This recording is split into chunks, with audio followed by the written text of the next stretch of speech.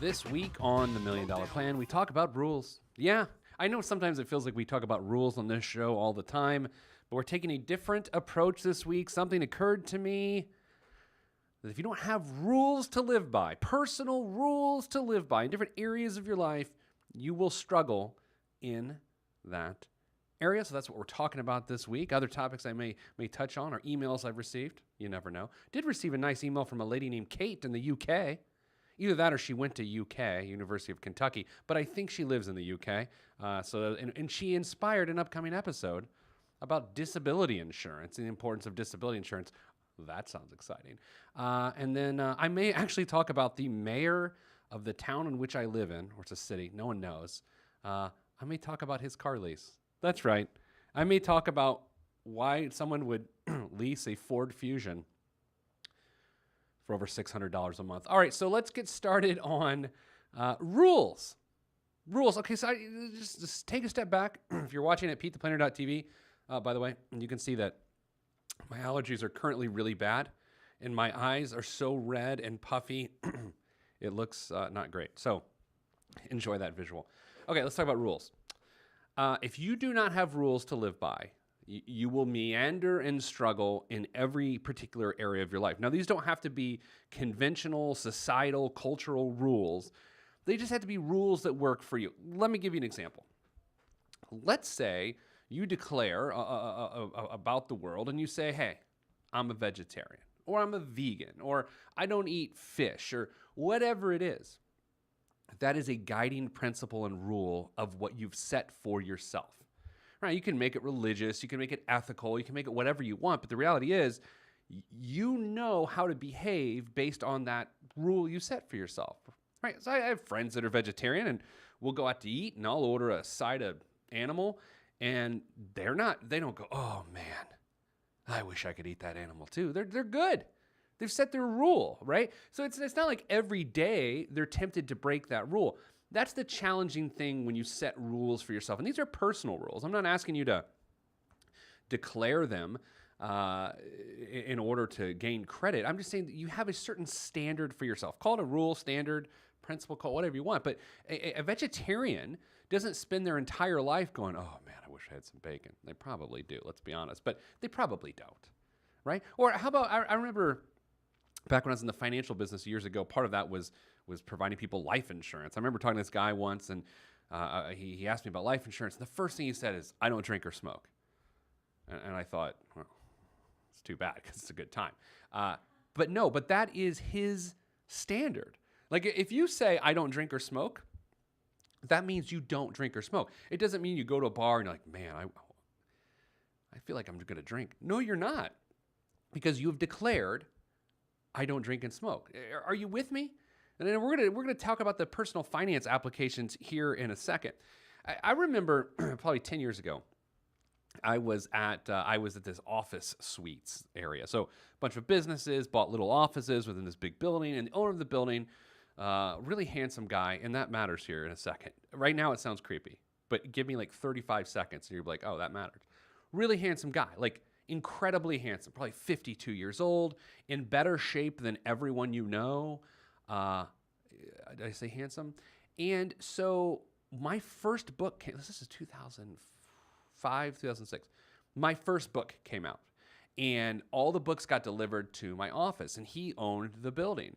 And so for my friends in the office, I ordered a bunch of pizza, and I said, hey, let's celebrate. Not let's celebrate me, although I know that's the way it's coming off. But let's celebrate. And so I had pizza down there. The guy walks in the office, the handsome guy, and I said, Dave, grab a piece of pizza. And he was like, I don't eat that. And I was like, Dave, I got pizza for people. Just eat some pizza. And he's like, that's not the sort of food I eat. And it wasn't like, well, if you and I are like, well, I've already had 3 pieces, I shouldn't have the 4th. Right? Because we might still have the 4th. In this circumstance, he's like, that's not the sort of food I eat. Which also explains why he was so handsome.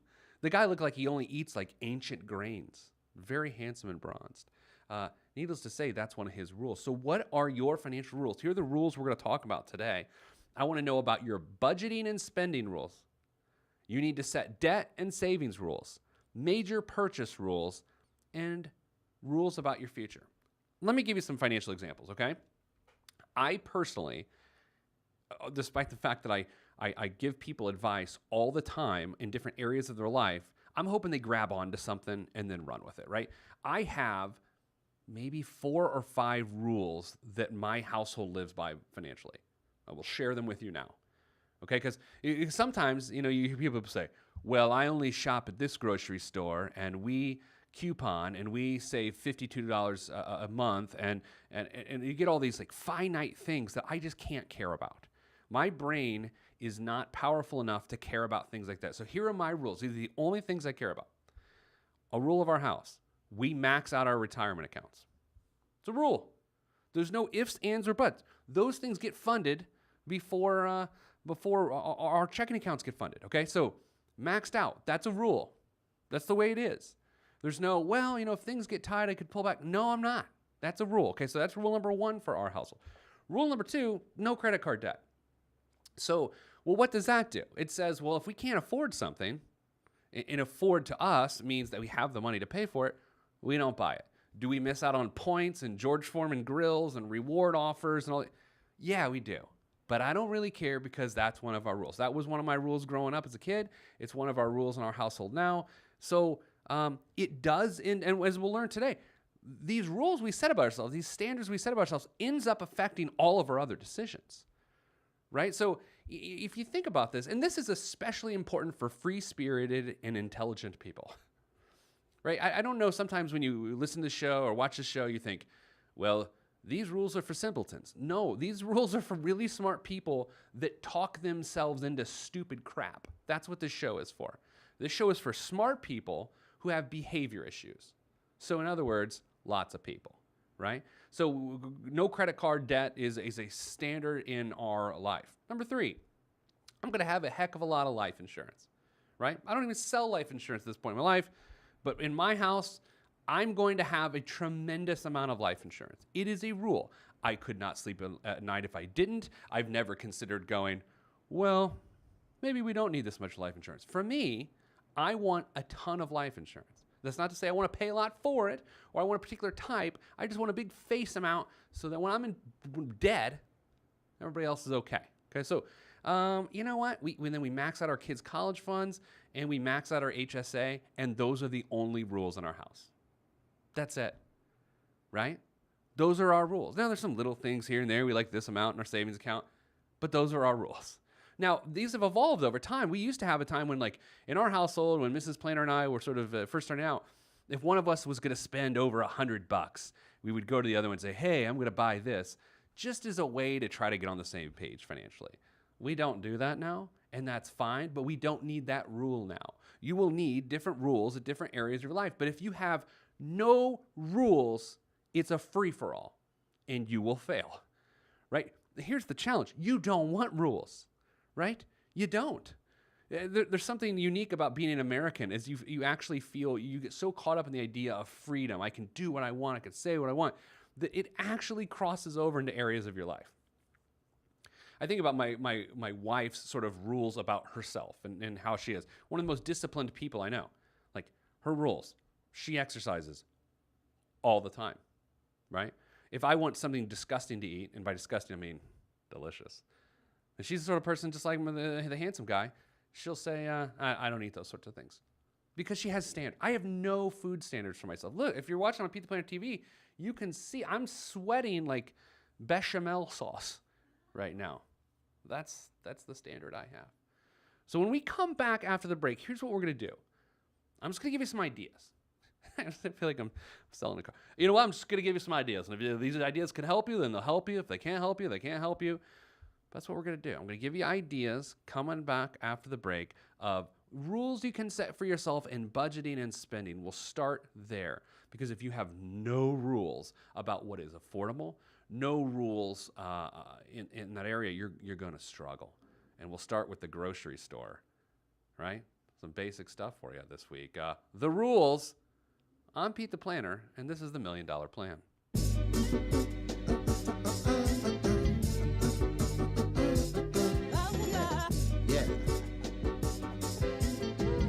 Hand on the beat.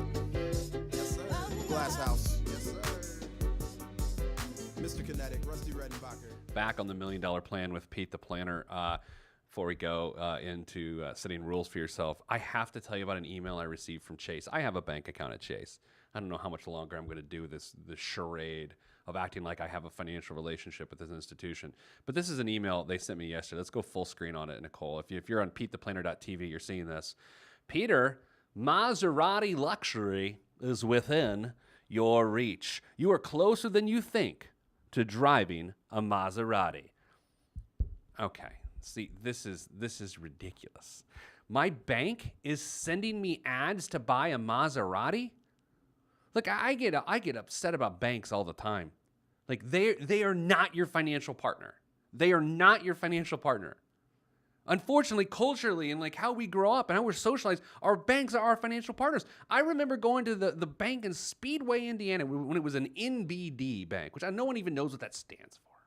I remember going there. I remember as a kid, I felt like my family was safe and secure, and there was a vault, and I got a sucker, and it was great, and I wanted to be a part of that.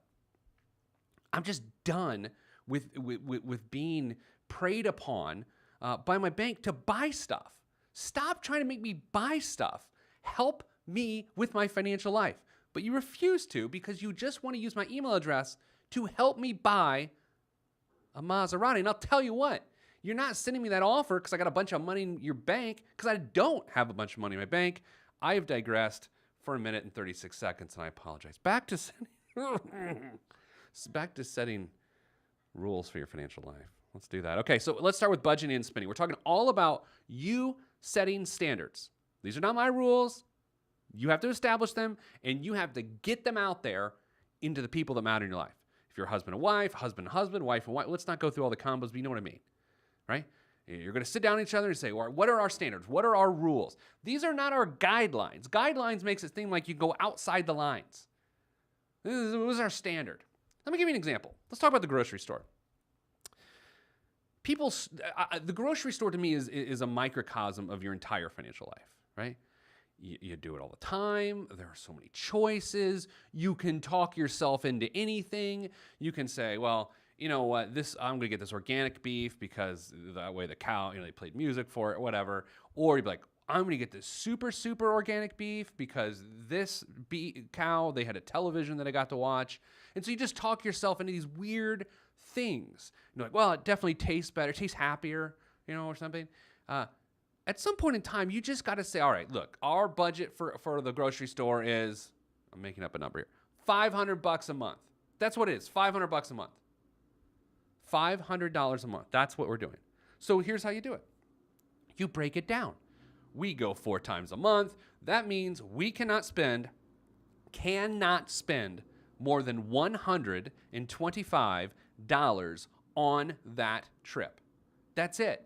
That's the rule. Because if you break that rule, the first week you're like, we're at 143, then you've messed up. Right? Like, I think the grocery store every week gives you a chance to say, how interested are you in staying on the path here? Now, your grocery store might not be your problem, but for a lot of people it is. Now, this is not, hey, eat ramen noodles. This is not, don't buy lattes or avocado toast or for millionaires. That's not that. This is not that hot take. This is about, you have a chance. You're forced to buy food for your face every 7 days or so. And how you choose to use that opportunity to set standards for yourself really matters to me.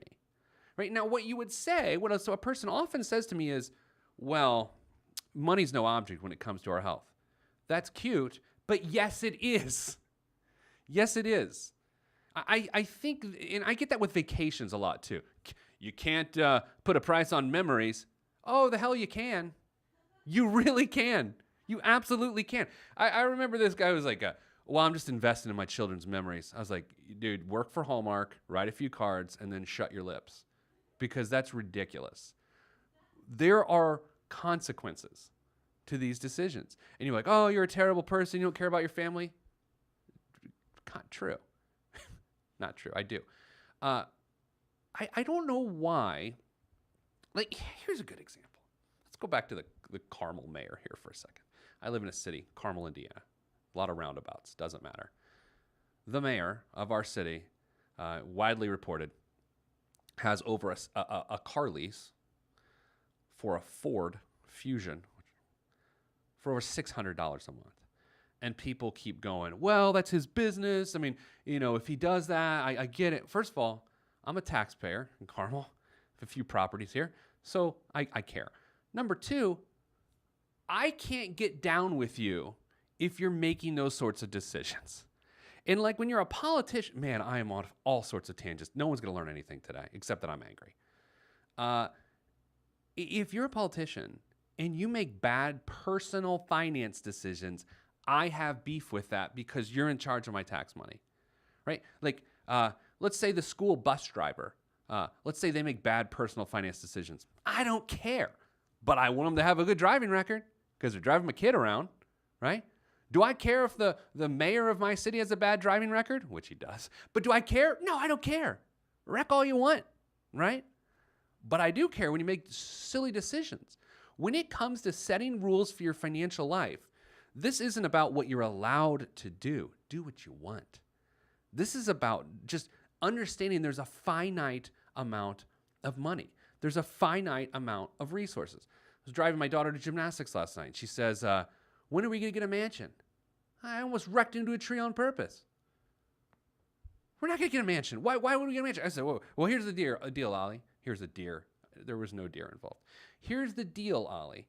You can either go to college and have it paid for, or your mother and I can buy a mansion. Which would you prefer? Thankfully, I don't even know why, she chose college. Not that I was going to act on it if she said to get a mansion. I was like, sweet, here we go.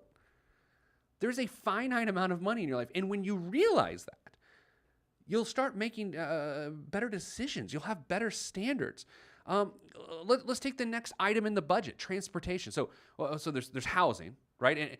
And maybe your housing standard is we want to spend 25% of our income on housing, or we want to spend 40% of our income on housing. I prefer it a little bit lower. Let's take transportation. Transportation's one of those things where people lose their mind. I like driving a nice car. Who doesn't? Who doesn't? But how does that look in relation to everything else that's going on in your life?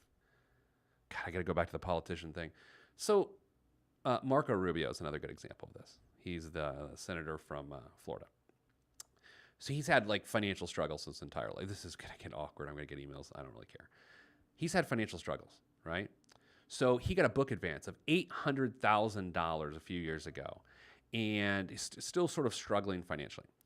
Bought an $80,000 speedboat with a portion of that money.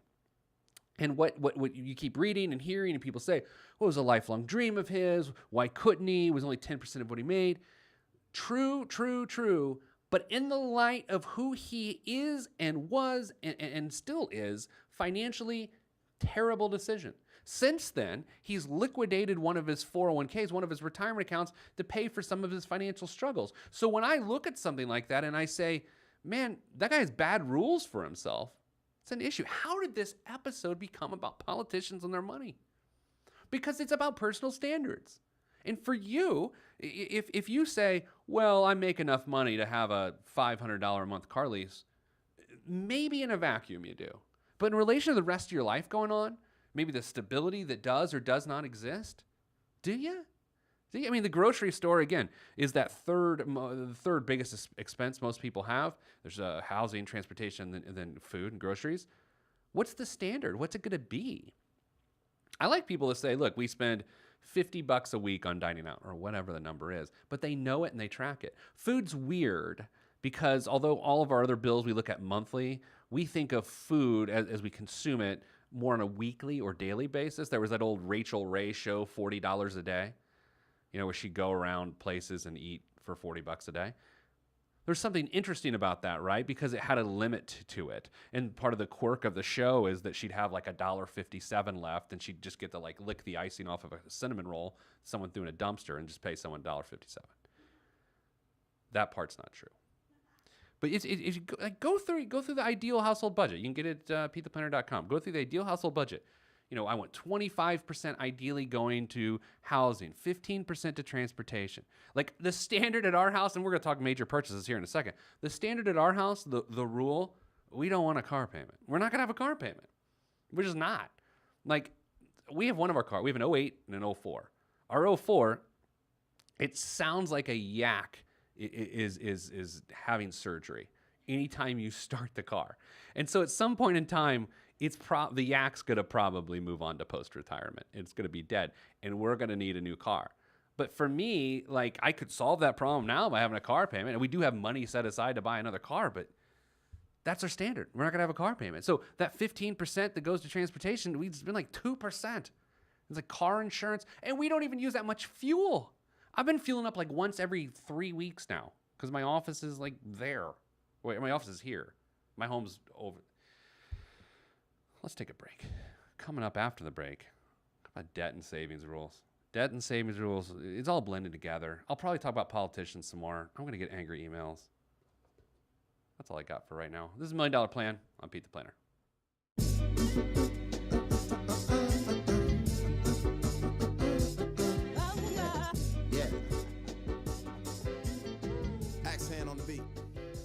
All right, back in the $1 Million Plan. I'm Pete the Planner, talking about setting your own personal finance standards this week, right? You can't expect to have any degree of financial success if there are no rules in your life. Your rules do not have to be my rules, but there has to be some rules, okay?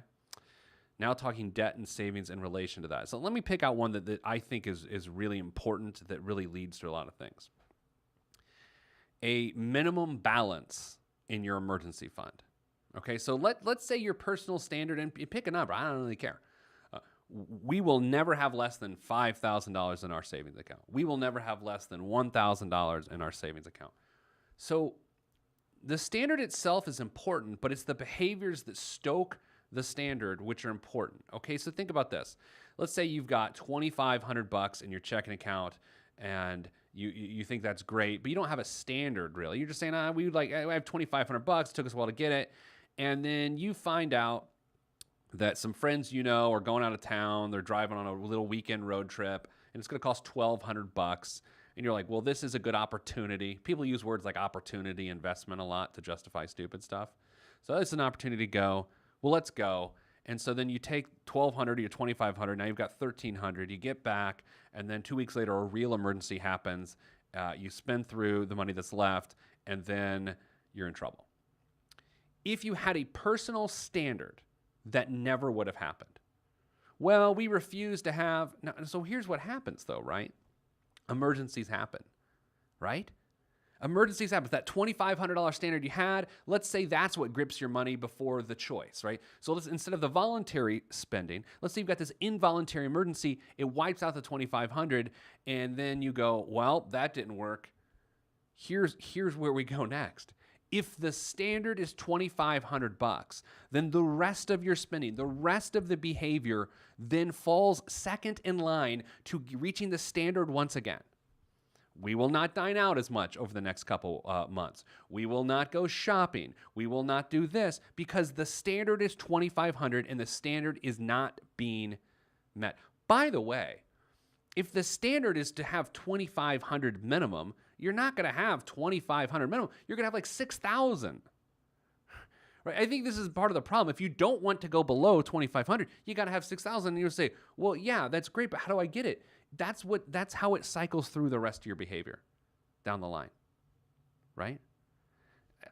I think of it this way. Okay, so when I was in elementary school at Eagle Creek Elementary, the Golden Eagles, I could sing the theme song or the fight song, but I mean, we're elementary kids. Who were we fighting?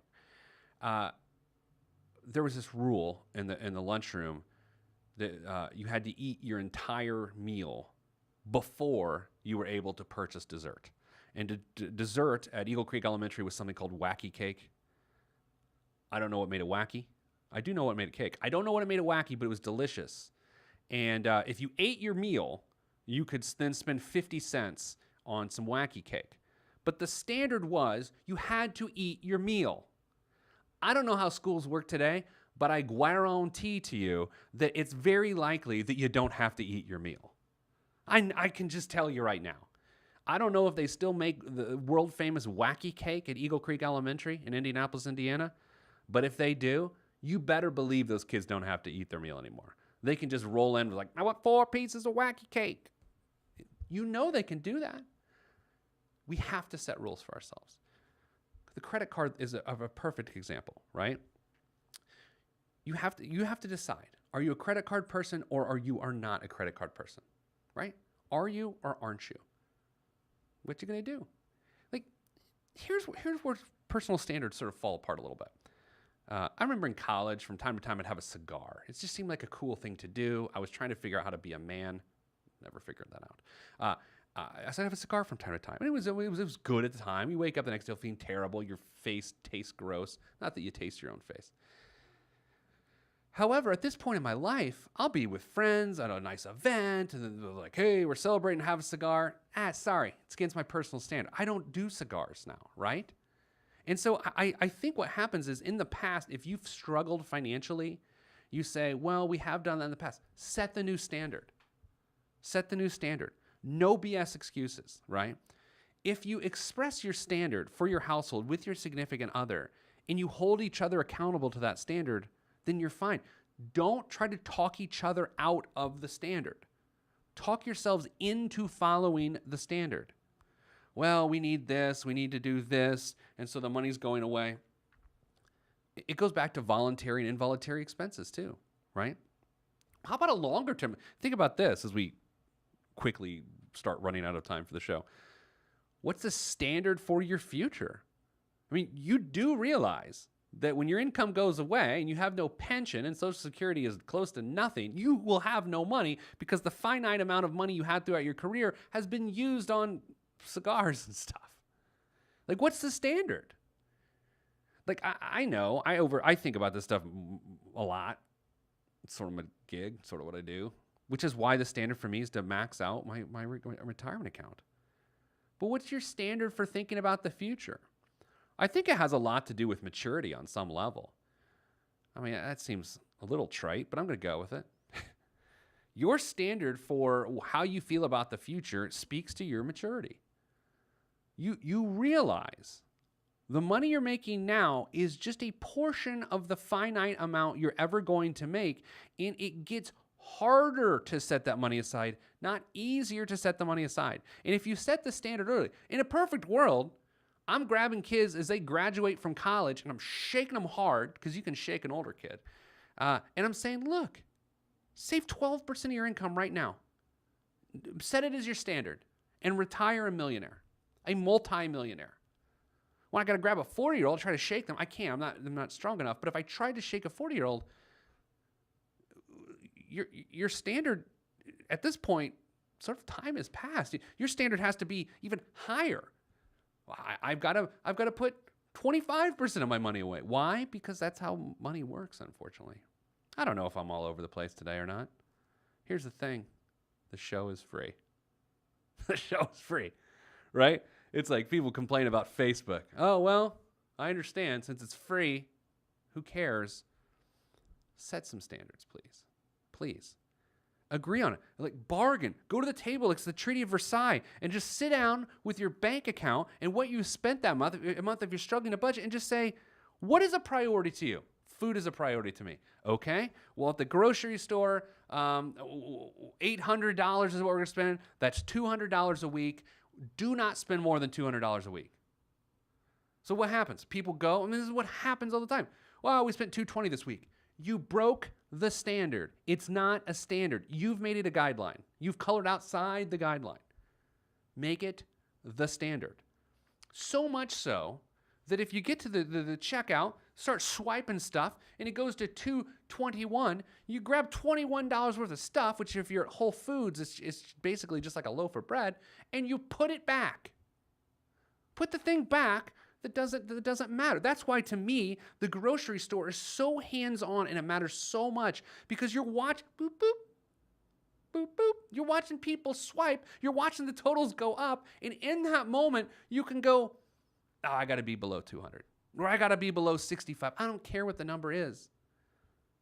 Start setting standards at the grocery store and watch everything else fall in line. When I get physically fit, it's because I have set standards.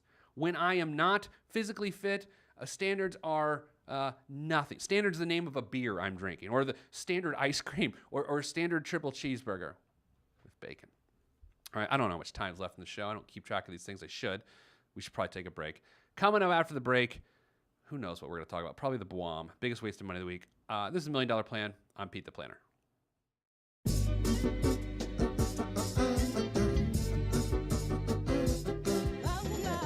Yeah. Axe hand on the beat. This week's biggest waste of money of the week, the BWOM here on the $1 Million Plan, is the Dream headband. If you're watching on PeteThePlanner.tv, you're seeing the full screen of the Dream headband. Research shows that sound can enhance sleep, but only if applied at the right moment. The Dream headband uses sensors and smarts to make your night's rest even better. By analyzing your brain waves using advanced algorithms, it can play sounds at just the right time to make your deep sleep more restful, helping you to feel better when it's time to wake up. The system also uses AI to give you tips to improve your habits for even better sleep.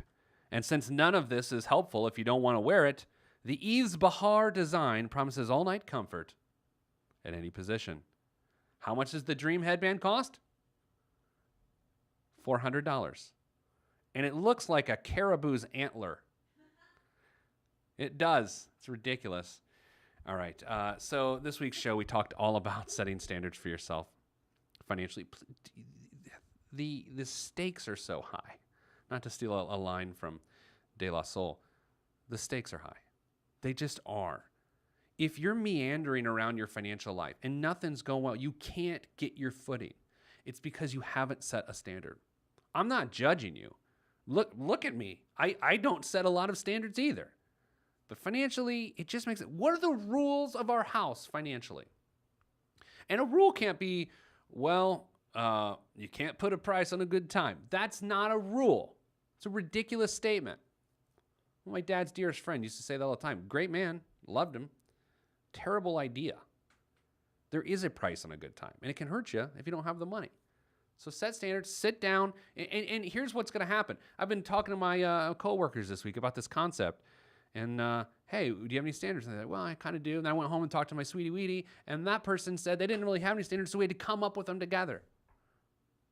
You got to. You know, I'm going to be anecdotal, which is always a bad idea.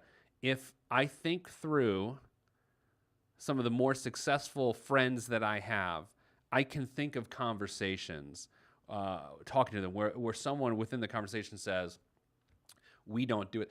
I got a great friend, very successful guy, refuses to invest in the stock market.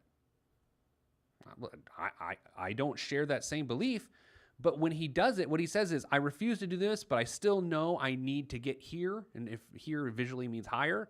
So that is his standard. He does not invest in the stock market. He does other things to accomplish his goals. But that's his standard, and that's okay. It's not for me, but at least he has a standard. I mean, the ultimate standard is he's going to retire when he wants to retire. I think a lot of this comes back, as we wrap up here, comes back to this idea that none of us pick a retirement date because we're terrified of the consequences. I've started honing in on one. I'm not going to lie to you. I'm honing in on 53 right now. It means you got 14 years left of me. I'm honing on in 53. Why? Lots of reasons. Kids' ages, house being paid off, all sorts of stuff. At 53, I don't want to need money. I need money right now. You need money. But setting standards is the beginning to changing that process. That's all we have time for this week. I ranted about Chase Bank. I ranted about a headband that you wear when you sleep, the mayor of my city, and Marco Rubio. So I think our work's done here for today. If you want to learn more, listen to the podcast, go to iTunes, $1 Million Plan. Leave a review. Just put some stars and say, this is amazing. He's handsome and things. That's all the time I have this week. So I'm sending you good vibes because good vibes are all that's in the budget. I'm Pete the Planner. This is the $1 Million Plan.